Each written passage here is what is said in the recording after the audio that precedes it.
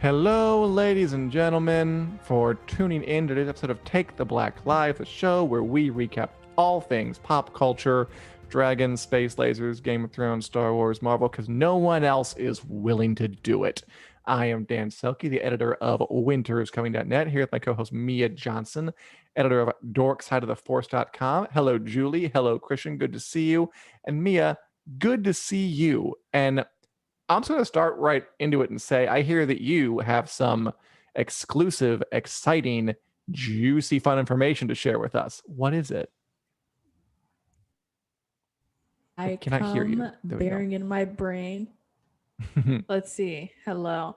I was wondering if I should have switched to my phone connection, and I didn't think about that. I hope everything is okay today. But stuff, because I saw Black Widow, and I am share my review because the embargo is up, so I can actually talk about of the movie.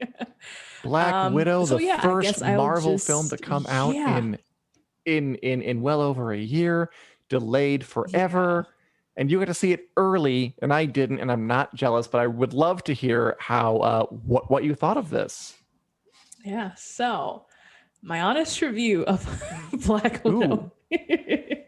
So I will start off by saying I was not immediately over the hills watching this movie. I'm already surprised.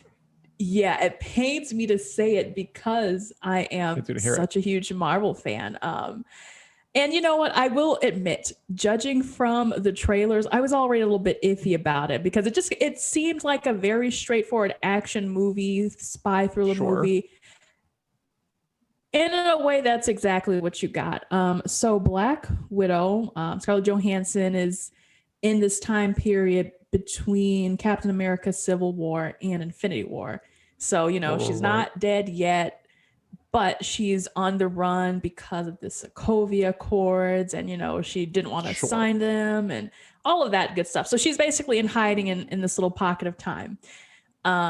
And so the adventure that ensues is she tries to lay low, but that doesn't last very long. Like it lasts not very long at all. We have a movie to get to. We have some car chases to do. It's some helicopters to jump out of. Yeah. And so then that leads her to finding her old, quote unquote family from her Black Widow Russian days as a child soldier and things like that. So the story as a whole, to me, it just all felt very kind of shallow and maybe underdeveloped. Like it felt like they had a lot of big ideas, but to me, nothing really struck a chord. So it's her, and she's going back to basically in the Black Widow program. She teams up with her sister Yelena, who's little woman Florence Pugh. Yeah. And other people might like her character, but I did not like Florence Pugh's character.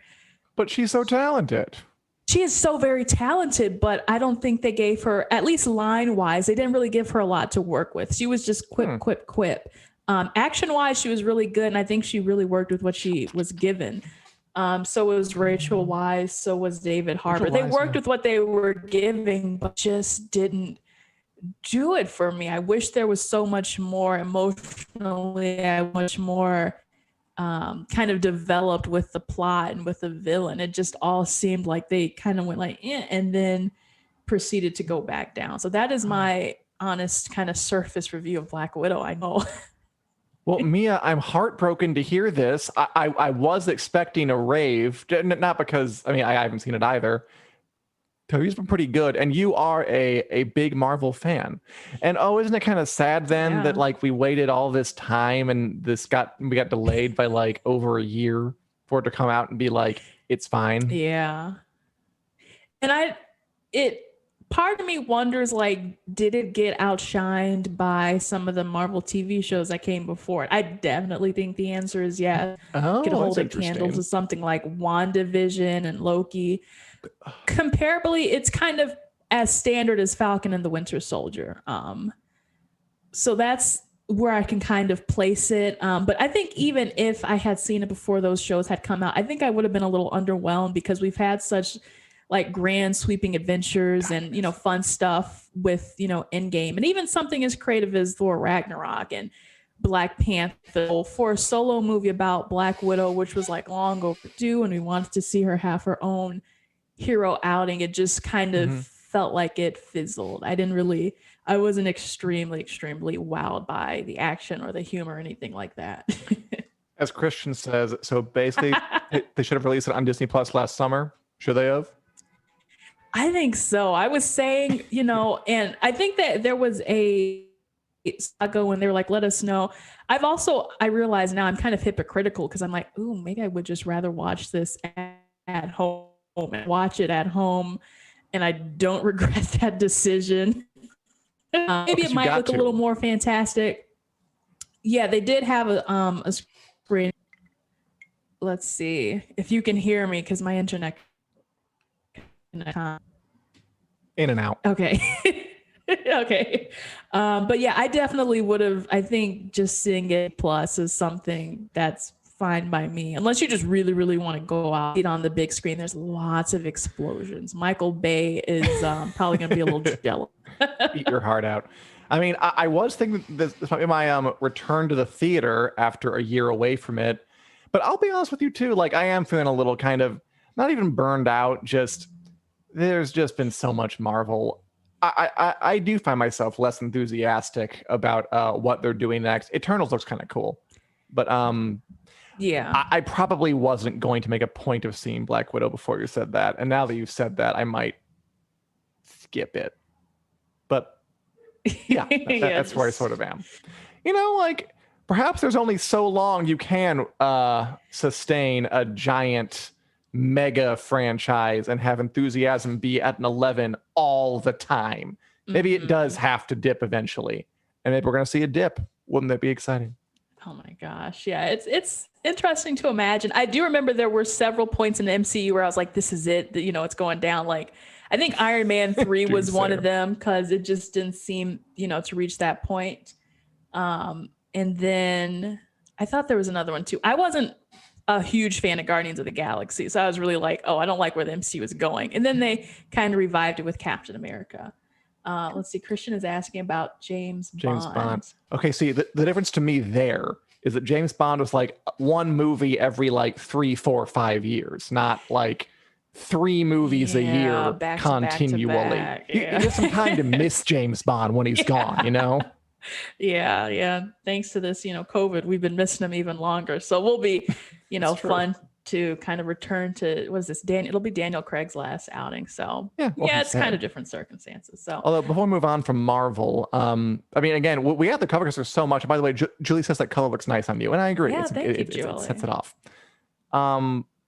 Other Marvel ways, other times, I will say I am enjoying the Loki show. I think it's probably the best one they've had so far. Ooh. That most recent episode, the Nexus Event from this morning, we watched it. I watched it.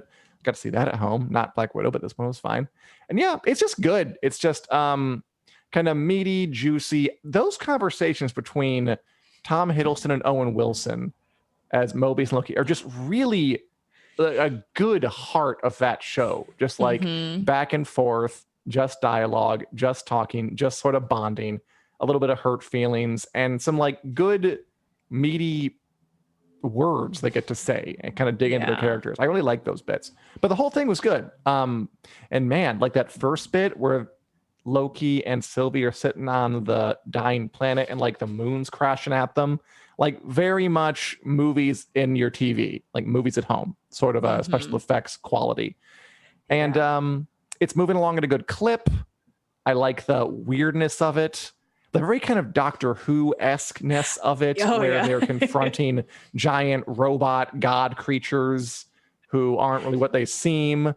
I think there is some truth to the idea that it's like Doctor Who with a budget, but it's fun and it doesn't last too long. And yeah, I'm liking it a lot. How about you?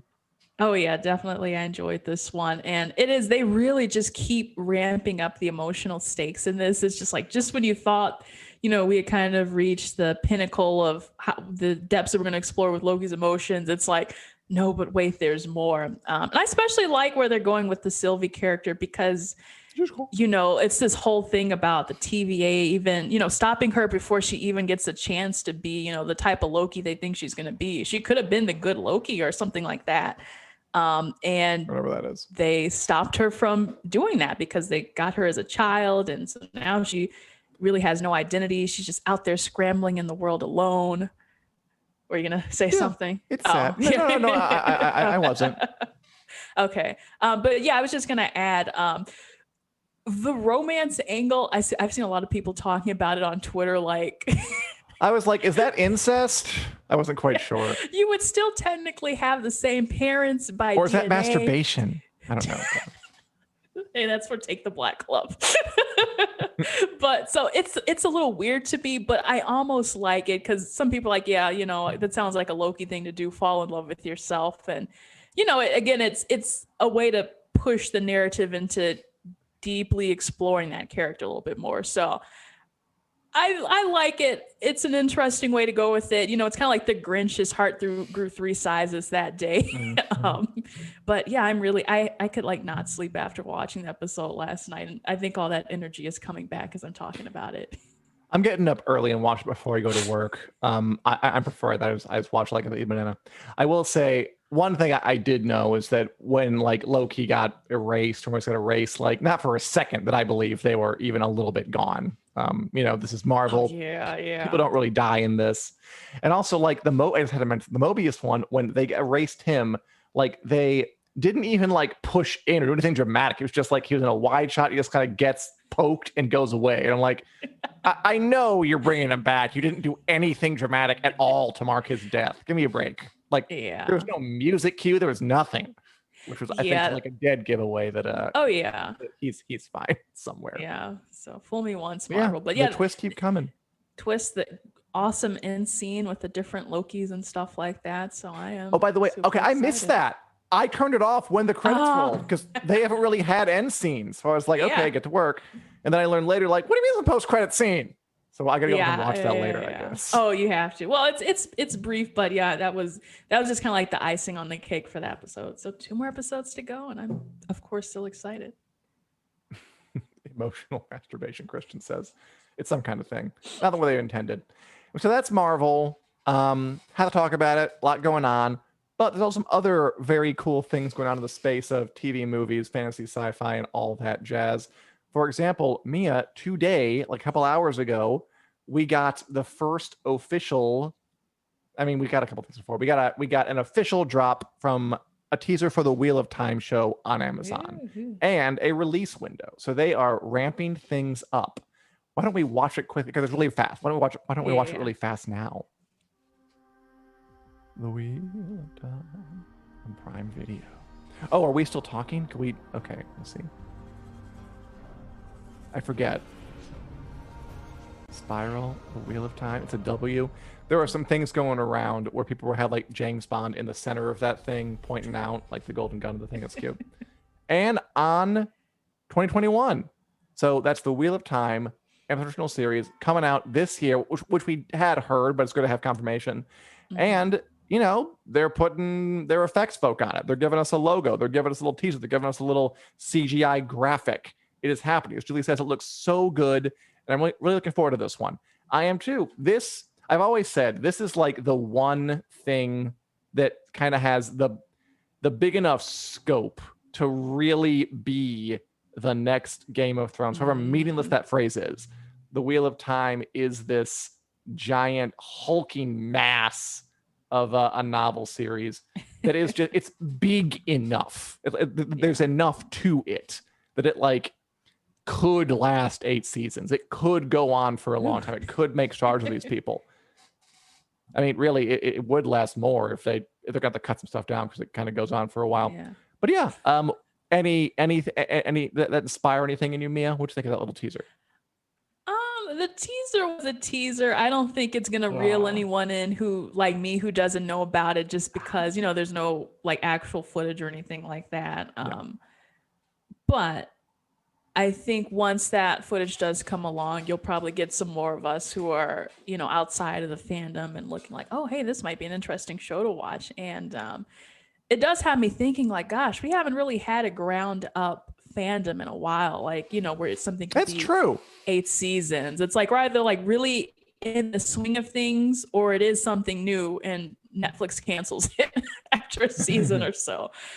So yeah, if they can pull this off, that'll be really, really awesome.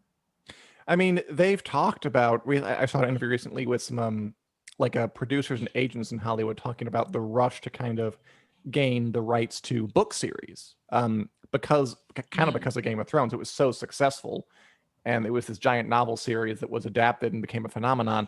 Like, now, if you have now's the time to put out a fantasy book series, because Hollywood will just like buy it sight unseen at this point. Yeah. Like, you know, we've had Shadow and Bone, we've had The Witcher, all out of from books.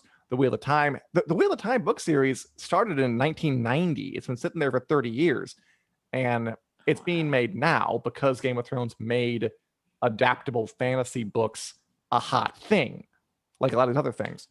So yeah, there's a hot market for it. And I think there have been some new fandoms, but they're all kind of like migrating from the other shows that started it, you know? And the Wheel of Time fandom is a little different because it has been around for decades technically. So it'll be interesting to see how they arrive on the scene when the show comes. And by the way, the teaser, this will be a little mythological for the day.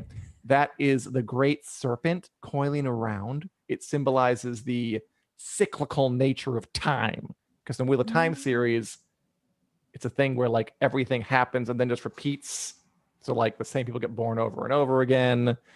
And there's like literal past selves, and it's a whole kind of thematic and eventually plot element sort of thing.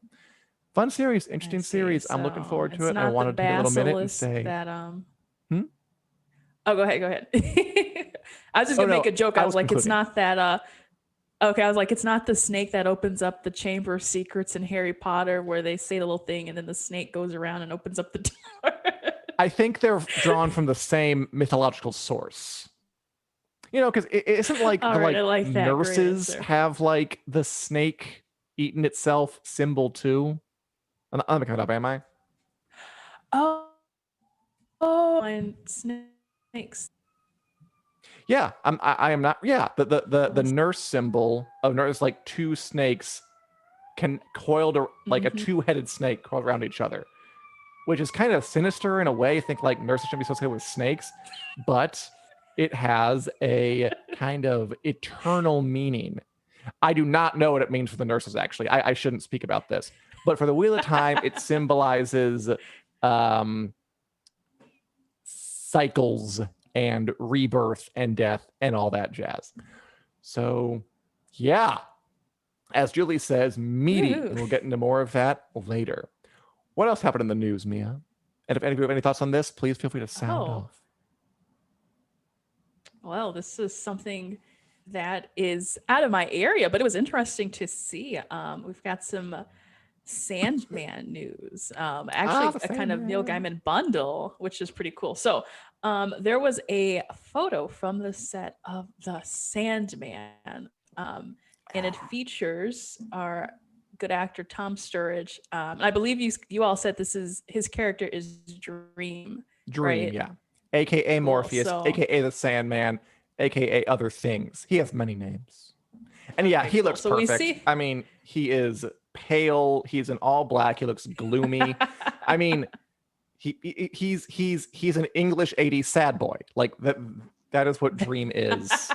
He's really serving kind of the emo look, like Johnny Cash, but wispy and thin and English. Like that's kind of the Sandman's vibe. He looks perfect. I mean, in the comics, like the comics are more stylized, right? So he's like kind of when I say he's white, he's like the color white, which they can't do in live action, obviously. But cast a pasty guy as it's about perfect. And he just looks, again, just kind of the right kind of gloomy and down. I can tell from back there. I think it's great. I think he looks perfect. I'm looking forward to this a lot. That's funny. I was gonna say, I feel like when I've seen bits and pieces of the Sandman, I have that character in particular because it stands out to me, as you know, kind of the like sometimes I think he's the dark hair and all that stuff. So I was like, okay, that looks like the Sandman. think. So, so does this you inspire hope for the series to come? And I hope you heard me. If not, okay. I heard part of it. I heard enough of it. Oh yeah, it definitely inspires hope.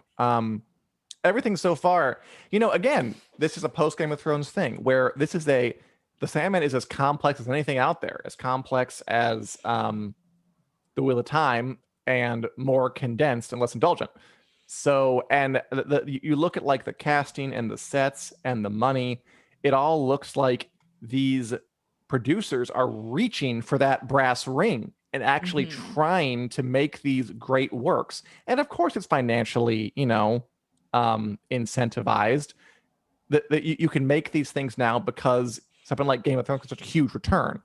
But I mean, who cares? Like these things are really, really huge and could be really, really, really, really good. So I think we're living in a golden age of this. As Julie says, The Nevers just got renewed. Another really ambitious. I mean, that one's not even based on a freaking book. That one's just like, I don't know, Joss Whedon got high on shrooms and like had crazy visions of Victorian sci-fi times and invented something. And that's really ambitious and that's really expensive and that's really complicated. And they're making that, I mean, not sight unseen, but can you imagine any network taking a chance on an idea that wild, like even 10 years ago?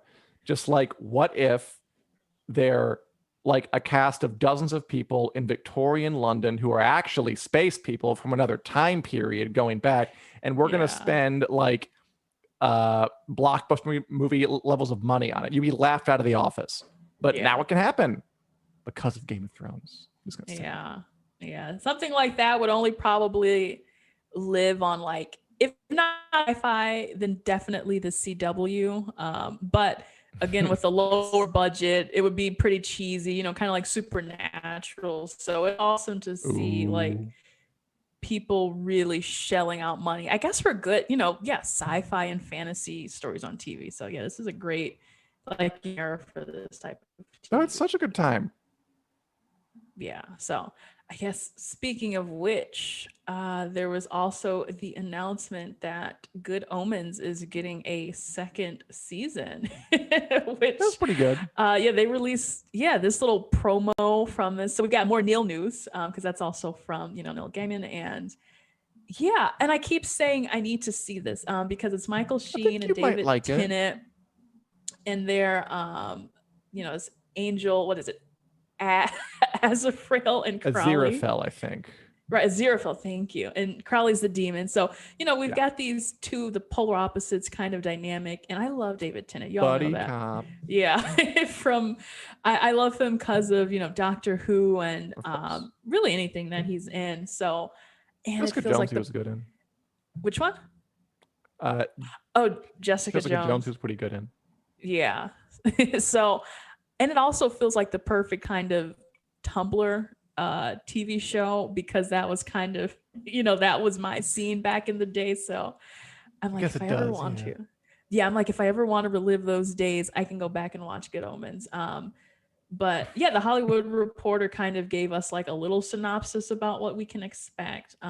So they said, having been on Earth since the beginning and with the apocalypse now thwarted, how do you say his name again? Aziraphale. When I watch it, I'll know. And Crowley are getting back to easy living amongst mortals in London Soho when an unexpected messenger presents a surprising mystery. Ooh. What's cool about this one is that, so Good Omens was this sort of I'm gonna call it fantasy, sci-fi, fantasy book by Neil Gaiman and Terry Pratchett, two icons of kind of fantasy authors. Terry Pratchett does the Discworld books. Neil Gaiman is the Sandman, American Gods, lots of good stuff. And this is their big collaboration. And it's very funny. It's very kind of satiric. It's very arch. These two actors especially are good at playing sort of, there's like a bit of a meta level to it where there's winking at the audience. It's kind of Monty Python-ish in there, which I don't always like, but this one was done well.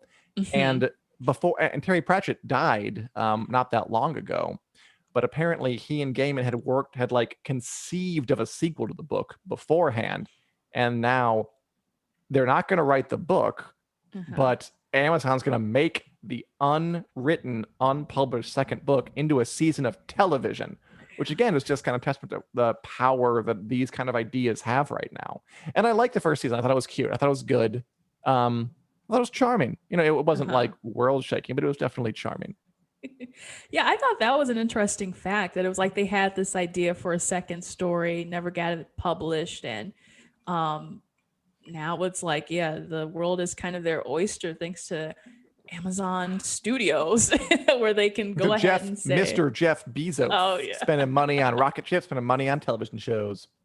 Are you into like British comedy, Mia? Are you into like the Monty Python of it all? And I don't know, Faulty Towers and oh gosh, what other British things? Other British kind of like that style of comedy where it's very kind of straight faced and wacky at the same time.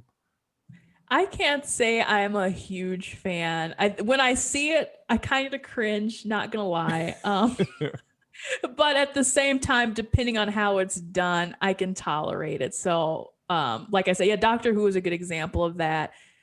I'm sure when I watched Downton Abbey, there was a little bit of British humor in there, and probably some other shows I can't think, even like Torchwood. So I can tolerate it, you know, at a certain degree. Oh, I like the IT Crowd, which is that's totally so British. Yeah. Oh, extremely so British. Yeah.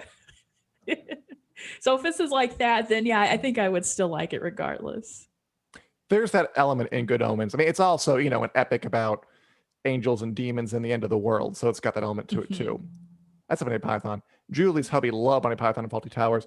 I have like I can it kind of depends on the thing. Sometimes I watch a British, like Monty Python I never quite got. I kind of watched it and I was like, I don't see what everyone loves much about this. I liked Faulty Towers a lot though. I thought that was pretty funny. It's kind of hit or miss for me. But yeah, I mean, it's definitely like a part of the discussion, right? British humor has always been, I mean, especially for fantasy and sci-fi, just because of Doctor Who and because of Lord of the Rings, all these like big, giant British titans. It works its way even into American writing. And it's just something I think we have to like have an ear for it or develop a taste for it, I think, one of those things. And some do and some don't. Anyway, moving on. Speaking of, I guess the theme of this episode today is things that are TV shows that weren't possible for decades and are now possible because of Game of Thrones and money. Okay, who here? Okay, I'll ask you. Did you ever read any of Anne Rice's Vampire Chronicles books? We're talking Interview with the Vampire. We're talking Queen of the Damned. We're talking the other like 30 damn books she wrote that I don't know the names of. Were you ever into any of this? No. Yeah, I figured. I was not. I've never read any of her books. It's kind of before your time. It's before my time. Like, yeah. The story here about people is that AMC is making a Anne Rice Vampire Chronicles TV show. As Natalie loved Interview with the Vampire growing up. Oh, the movie was boss. I did enjoy the movie quite a bit. So, I mean, Anne Rice's Vampire Chronicles, these were like Twilight, Game of Thrones, CW kind of obsessive stuff before any of that was there. This is like the late 70s, 80s, 90s. Like they were like, I think they were some of the first things to really inspire fan fiction. Like it was like coming up at the time, like at least our modern internet fan fiction. Like that and the X-Files were like these two like early 90s things that were just kind of capturing the imagination of people who, if they were born later, would have had the imaginations captured by CW things. Very sexy. The vampires in this world are sexy. Brad Pitt and Tom Cruise there. Tom Cruise. And they're kind of like tortured and just they have to live forever. And what a burden that is. And this, again, is a series that has been kicking around forever, for decades. And now AMC is making it into a series. Actually, like several series. We're not entirely sure yet what exactly the contours are. Yeah. But from what I remember, like there's at least one Interview with the Vampire series. And the guy said, like, we're going to do lots of shows, which is like that kind of instant universe thing I'm not really sure I like. Yeah. But they're going to go for it. As Julie says, I went through a stage where I couldn't get enough vampire stuff. You and the rest of the world, Julie, like we were really into vampires for a while as a planet, I think. Like between Interview with the Vampire and the Vampire Diaries and Twilight and Dracula, there's always some kind of vampire thing bopping around in pop culture at any given point in time. It's funny. I was like, I never seen Interview with the Vampire, the movie, but I was like, I want to watch the trailer. So I did watch the trailer, and as I was watching it, I was like, oh my God, this is so giving me Twilight, before Twilight vibes. And it's funny because you all don't see it, but I've got my laptop here, and then I've got 3 books stacked underneath me for height. I could get, a device, but I've got 3 books, which is Breaking Dawn and Twilight New Moon, and the other one is Harry Potter. So it's like, uh-oh. Did I go out? I can see that you're talking. I'm just hearing you saying the word move over and over on a loop eternally in my ear. I don't know how to stop it. What should I do? Let's see. I do. Richard. I can't go on like this. I am experiencing technical difficulties, everybody. I'm sorry about that. I'm okay. We're gonna get this sorted. I can't hear me at all. Okay, yeah, no. I can just hear the word move over and over my head. So what should I do? Sorted. I guess we'll just try to talk back and forth without me hearing you. Okay.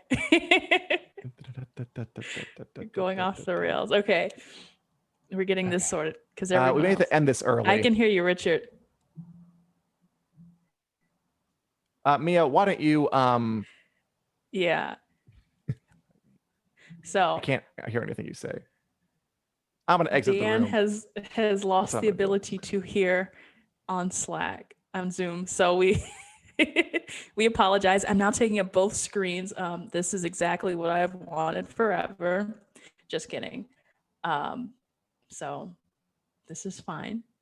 And we will hopefully get to finish talking about Vampire Chronicles very soon. Oh my God, Mia. Okay, I'm not kidding. Can you hear me?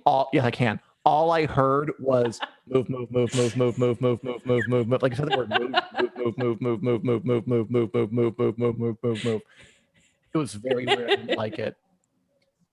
I assume you talked at length about the Vampire Chronicles while you were saying move 800 times in my ear. I said so much eloquent stuff that I can't believe you didn't hear me, Dan. And that was actually, my secret ploy to start to brainwash you and, to get you to do some exercise and to move. So I hope that was actually beneficial. I'm gonna. All right, but it sounds like we're back tonight. We are back. Okay. Where do we leave off? You tell me. Anyway, so the Vampire Chronicles, I was just talking about how it reminded me of Twilight as I was watching the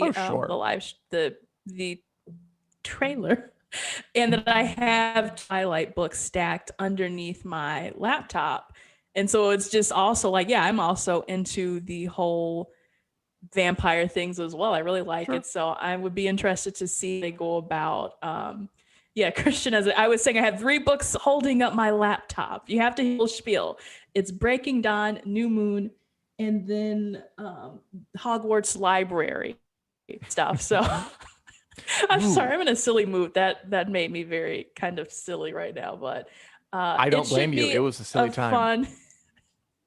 It should be a fun adaptation, and again, like AMC is really great. Walking Dead and all those other Breaking Bad. They are good. They know what they're doing, and I think it's in safe hands. It's also cool that this is. I've noted they are picking up the Vampire Chronicles right as The Walking Dead is ending. So the zombies are going out, and the vampires are coming in. Interesting. By the way, the books holding up my laptop are Webster's Dictionary and Thesaurus, the Complete Shakespeare Compendium, and the Oxford Latin Dictionary. Beautiful. Let's see. Nicole says between Twilight, True Blood, and Vampire Diaries, I'm a bit get it. They really, last decade forced us into the vampires. So we got a little bit of a breather within the last couple of years, but the sleep does not last long. No, they're always going to rise again.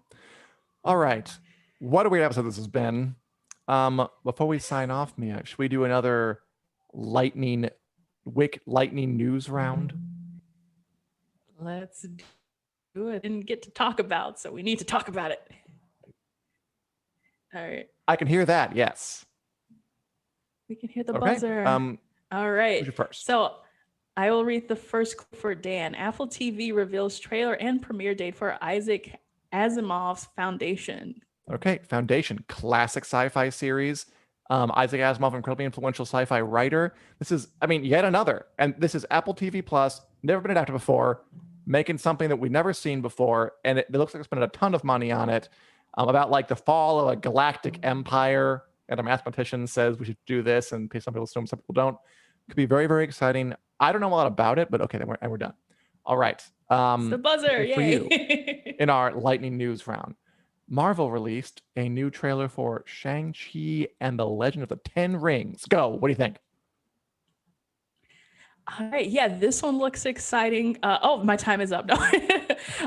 And compared to Black Widow, it seems like there's so much more going on with this series, and especially to see the depth of like what they're going to do with the leader of the Ten Rings, like, the Mandarin and all that, and bringing in these influences from Eastern Asia. I'm really, really excited for this movie. She have a lot more flavor than Black Widow. Oh, that was my alarm. I said I wasn't going to do that. This is going really well. That's my answer. Yeah. This is the best live stream. The fun begins here. Okay, next one, Dan. I'll read it to you. Succession season 3 is coming this fall. I love Succession. This is the real successor to Game of Thrones. It's about these kind of horrible, super rich corporate family who controls a giant media empire. They're kind of like all Lannisters in modern times, and just like they're kind of back and forth fights. Great performances, great writing, really kind of pertinent to our times, really funny. Like, it's coming back. All right. Yay. All right, my turn. All right. In supernatural drama, there is a supernatural spinoff coming, but Jared Padalecki, who plays one of the brothers, I forget which one, wasn't told, and he was gutted about it. Mia, what do you think? Yeah, so Jared Padalecki plays Sam, and it always seemed like him and Jensen Ackles. Jensen Ackles, is developing the supernatural spinoff, which makes it even more bittersweet because they're almost like brothers in real life. So I find it very hard to believe that Jensen Ackles didn't tell Jared Padalecki, or maybe he was just going to keep it a secret until the series was picked up officially. But yeah, it breaks my heart to see that. By the way, Richard, are these 10 seconds or 20 seconds? Or somewhere in between. Okay, cool. All right. Keep going. All right, we're almost done. New episodes of The Nevers are coming next year. Go. Next year, I honestly wasn't sure if they were gonna renew The Nevers. I really wasn't, because it was a good show, but it had some controversy around it, and it's so high concept. I'm not sure how well it did, like in terms of watching, but apparently it happened. Victorian women with superpowers crossed with sci-fi drama from the future. I liked it. I thought it was cool. I will watch more. And I hope it finds a bigger audience. And no Joss Whedon this time. He's gone. Okay, there we go. Okay. All right. Is this one for you? Yeah. Okay. Boba Fett's, Disney has announced that they are no longer calling Boba Fett's starship Slave One. My first question for you is, did anyone ever actually call it Slave One in the movies or TV shows? Do you know? I don't know. I didn't even know that was the name of his ship. And I know I'm a Star Wars fan up until very recently. So I honestly don't quite see the controversy there. It's not like he's doing anything controversial. It's just the name of the ship. And hey, Anakin unfortunately was a slave. He was an indentured servant. But I think there's, I really have no clear answer, but I just don't think it's like a necessary move to go and rename his ship. And it's a whole mess. And I think most people are kind of just like, it's whatever. Yeah, whatever. Like the guy who played Boba Fett in the special edition was like really mad about it on Twitter. It was fun.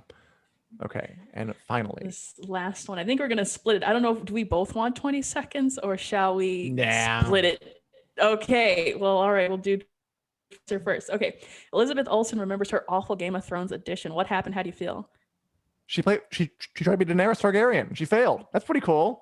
That's really how I feel about it. People Division, they don't do it. Elizabeth Olsen is now Wanda in WandaVision and all that stuff. Tried to play Daenerys. She couldn't do it. Emilia Clarke got it. Good for her. Yay. What do you feel? Yeah, it's interesting to think about if it were Elizabeth Olsen as Amelia Clark, but I think I would just kind of switch the two, Elizabeth Olsen, which Clark to me, it's kind of weird to say it, but I think she would have owned the role, unfortunately, for her. But yeah, I do like, what if we did have Amelia Clark as Wanda in the MCU? Pretty cool. Ooh, cool. We finished early with that one. Good for us. Go team. I'm a fan of that. All right. Any other thoughts, Mia, or anybody out there about anything we talked about or anything else? Oh gosh, no, my head is spinning after this whirlwind. It's a fun one. I enjoyed this one. It was exciting. It was exciting. I had fun. I hope everyone else had fun sticking with us through the technical difficulties. I appreciate y'all hanging in there. Beautiful. That is, thank you, Christian. And I love Calvin and Hobbes too. All right. We are here every Wednesday at 4 p.m. Central Standard Time on the Winners Coming Facebook page and the Winners Coming YouTube page. And if you want to listen to some podcast form, we are available wherever podcasts are available, iTunes, Google Play, etc., and so forth. So thanks for watching. We'll see you next time and have a wonderful Wednesday. Goodbye. Bye.